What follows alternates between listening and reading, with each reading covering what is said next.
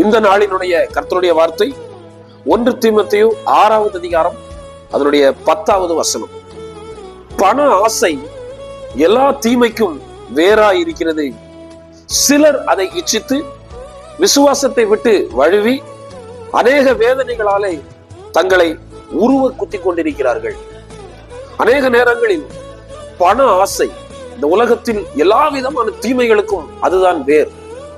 ஒரு மனுஷன் தீமை செய்கிறான் என்றால், ஒரு மனுஷன் மற்றவர்களுக்கு விரோதமாக செயல்படுகிறான் என்றால், மற்றவர்களுக்கு விரோதமாக எழும்புகிறான், பெருமைப்படுகிறான், பொறாமைப்படுகிறான், இல்ல மற்றுள்ள ஏதோ ஒரு மாம்சத்தின் கிரியைகள் மற்றவர்கள் மூலமாய் உருவாகிறது என்றால், முழுக்க முழுக்க அதற்கு பின்னால் இருக்கிறது பண ஆசை.